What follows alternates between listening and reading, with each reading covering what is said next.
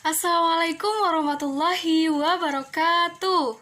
Hai adik-adik semuanya, apa kabar kalian pada hari ini? Semoga kita semua selalu dalam keadaan sehat, amin. Hari ini kembali lagi bersama saya, kita akan memulai bab baru pada bab statistika.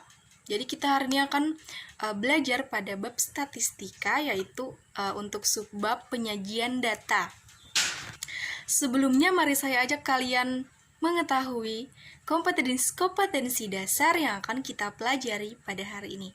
Kompetensi dasar yang akan kita pelajari hari ini yaitu KD 3.2, menentukan dan menganalisis ukuran pemusatan dan penyebaran data yang disajikan dalam bentuk tabel distribusi frekuensi dan histogram.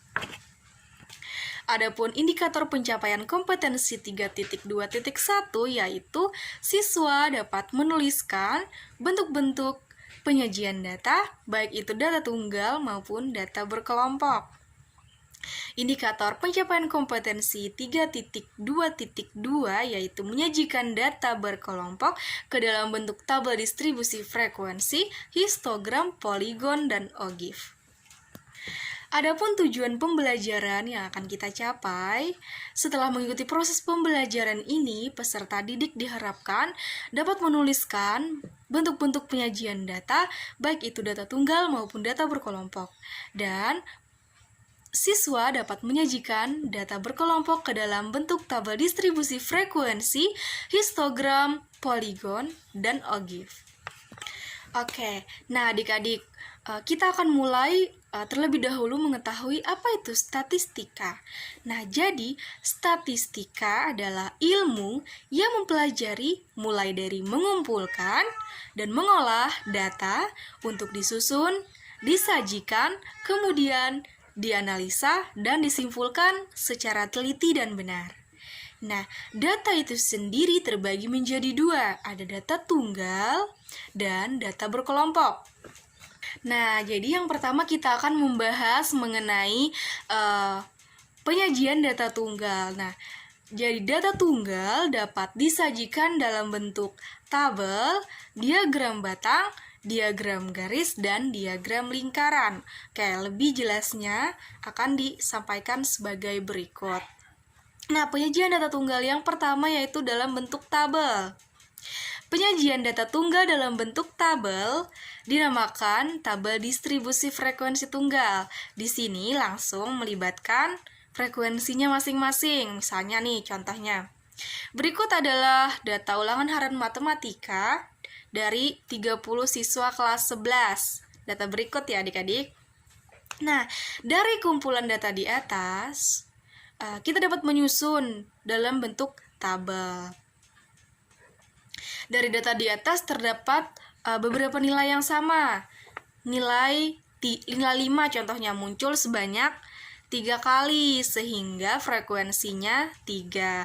Lalu nilai 6 muncul sebanyak 10 kali sehingga frekuensinya 10. Begitu seterusnya adik-adik sampai nilai 8. Nah, tabel distribusi frekuensi tunggalnya bisa kita buat sebagai berikut. Jadi nilai tali atau turusnya itu menyatakan tanda yang menunjukkan banyaknya data. Nah, lalu yang kedua, penyajian data tunggal itu bisa kita sajikan dalam bentuk diagram batang. Diagram batang adalah diagram penyajian data dalam bentuk batang atau kotak yang dicatat dalam interval tertentu pada bidang kartesius. Nah, contohnya misalnya, jumlah lulusan SMA 10 di suatu daerah dari tahun 2001 sampai tahun 2004 adalah sebagai berikut. Nah, jadi datanya sebagai berikut ya adik-adik. Nah, berikutnya, nyatakan data di atas dalam bentuk diagram batang. Data tersebut dapat disajikan dengan diagram batang sebagai berikut. Lihat gambar di samping ya. Nah, jadi diagram kartesius di situ untuk sumbu Y-nya mewakili tahunnya dan sumbu Y-nya mewakili banyak lulusan. Nah, di situ tahun 2000 lulusannya sebanyak 20 orang. 2001 40 orang, 2002 50 orang, dan seterusnya. Lalu yang ketiga, penyajian data tunggal dapat disajikan dalam bentuk diagram garis. Diagram garis itu sendiri adalah diagram penyajian data dalam bentuk garis. Diagram garis biasanya digunakan untuk menggambarkan keadaan yang berkesinambungan atau terus berlanjut seperti itu. Misalnya contohnya nih, dalam 6 bulan pertama tahun 2007, pemakaian daya listrik dari koperasi ABC seperti tertuang pada tabel berikut. Nah, sajikan data di atas ke dalam diagram garis dan kemudian tafsirkan katanya. Nah, kalian bisa lihat diagram garis berikut ini dari data yang di atas tadi. Nah, dari diagram garis ini coba kalian perhatikan. Dari bulan Januari ke bulan Februari, pemakaian listrik bertambah dengan kemiringan garisnya positif. Nah, lalu dari bulan Februari ke bulan Maret, pemakaian listrik menurun dengan kemiringan garis negatif. Nah, begitu selanjutnya dari bulan Maret ke April, April ke Mei, dan Mei ke Juni, seperti itu. Nah, lalu yang terakhir, kita dapat menyajikan data tunggal dalam bentuk diagram lingkaran. Nah, diagram lingkaran itu sendiri adalah diagram penyajian data dalam bentuk lingkaran. Bagian-bagian dari daerah lingkaran menunjukkan bagian-bagian atau persen dari keseluruhan. Untuk membuat diagram lingkaran, terlebih dahulu ditentukan besarnya presentasi tiap objek terhadap keseluruhan data dan besarnya sudut pusat sektor lingkaran. Nah, jadi cara menentukan besar sudut dan presentasi datanya itu yang ada dua, yaitu besar presentasi. Misalnya presentasi nilai A itu kita dapatkan dari banyak A dibagi jumlah seluruh data dikali 100%. Nah, lalu untuk mencari besar sudutnya, misalnya kita mencari sudut nilai A, itu kita dapatkan dari banyak A dibagi jumlah seluruh data, kita kalikan dengan 360 derajat.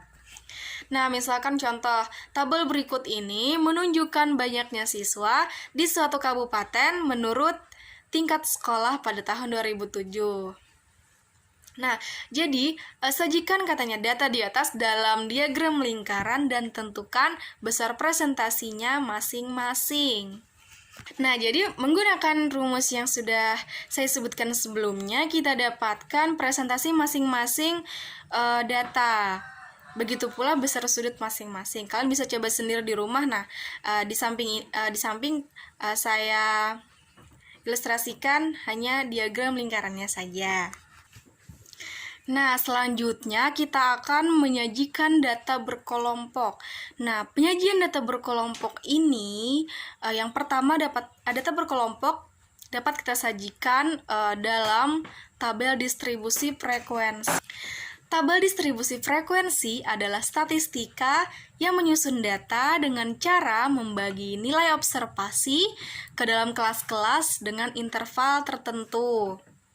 Istilah-istilah yang terdapat dan diperlukan dalam pembuatan tabel distribusi frekuensi adalah yang pertama rentang. Nah, rentang ini adalah nilai data terbesar dikurangi dengan nilai data terkecil. Nah, lalu kelas interval.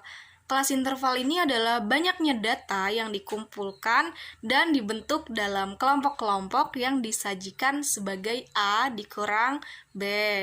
Nah, lalu frekuensi. Frekuensi adalah banyaknya data yang terdapat dalam kelas interval.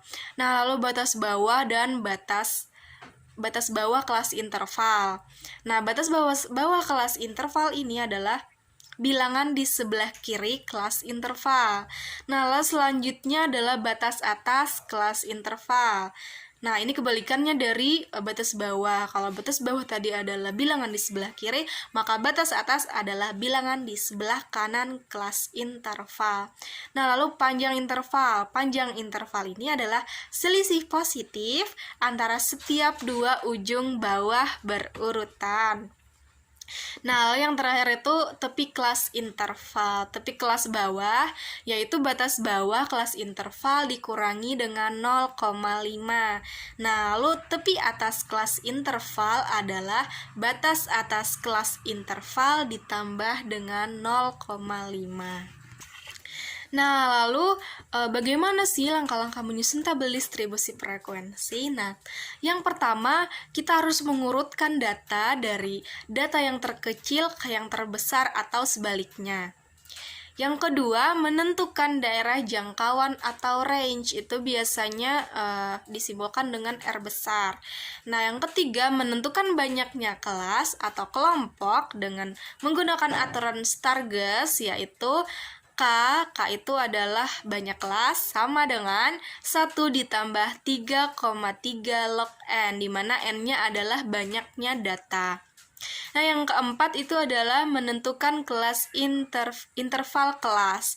Nah, di mana interval kelas ini disimbolkan dengan I besar sama dengan R tadi adalah range, dibagi dengan K, yaitu banyaknya kelas. Nah, yang kelima menentukan batas kelas, yaitu batas bawah dan batas atas.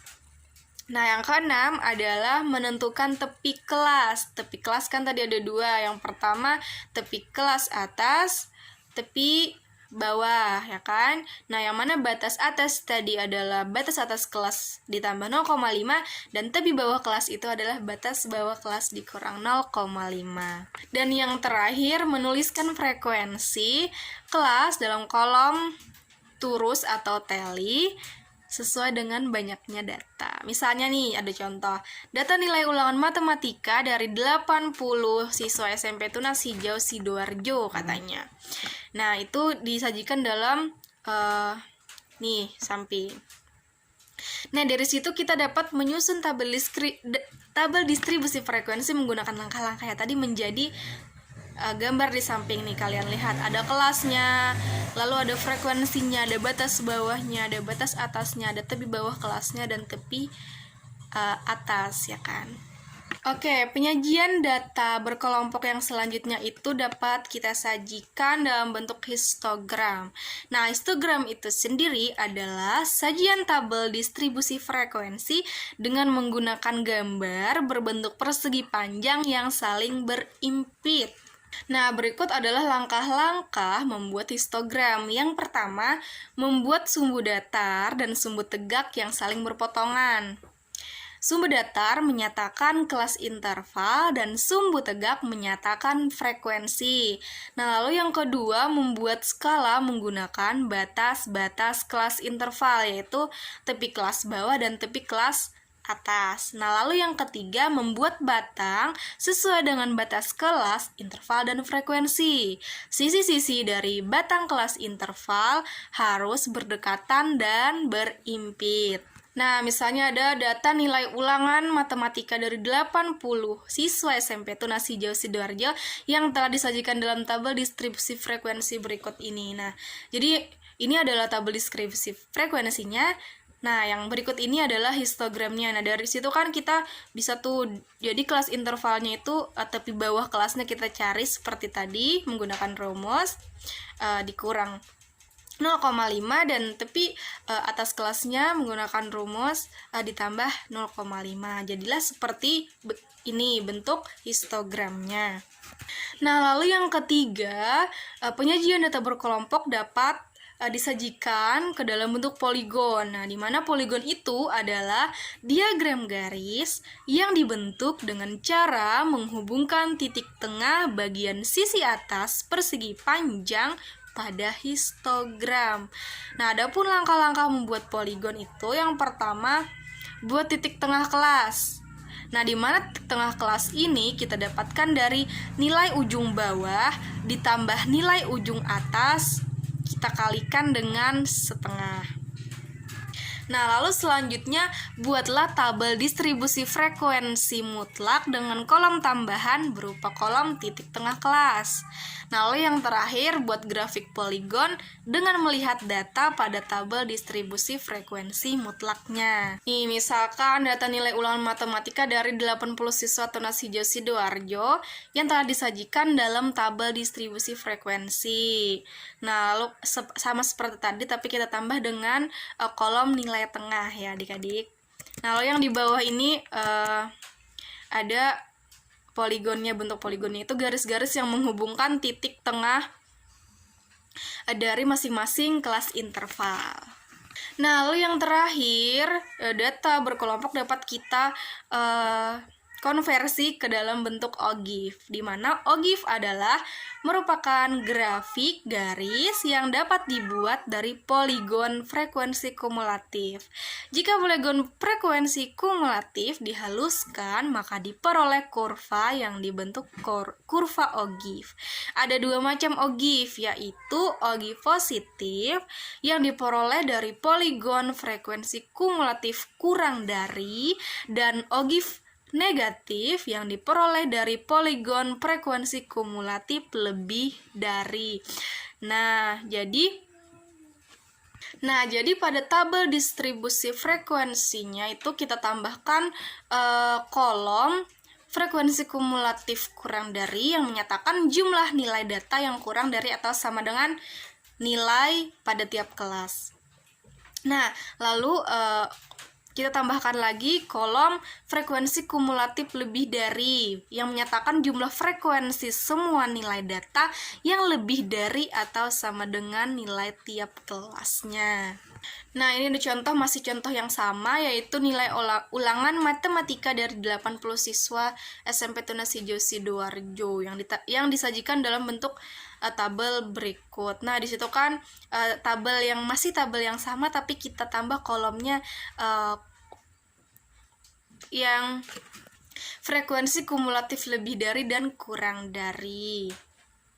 Nah, lalu ini ada tabel OGIF kurang dari atau OGIF positif. Nah, di mana nilai kumulatifnya itu akan terus naik. Makanya dia disebut dengan OGIF positif karena grafiknya itu naik. Nah, kemudian kalau OGIF lebih dari atau OGIF negatif itu garisnya akan menurun. Seperti itu. Bisa dilihat di gambar lebih jelasnya. Nah, jadi untuk hari ini kesimpulannya bahwa penyajian data tunggal yang kita pelajari ini tuh ada 4. Yang pertama, penyajian data tunggal dalam bentuk tabel. Yang kedua, diagram batang. Yang ketiga, diagram garis. Dan yang terakhir itu dalam bentuk lingkaran. Adapun penyajian data berkelompok, hari ini yang kita pelajari itu juga ada 4. Yang pertama, ada tabel distribusi frekuensi.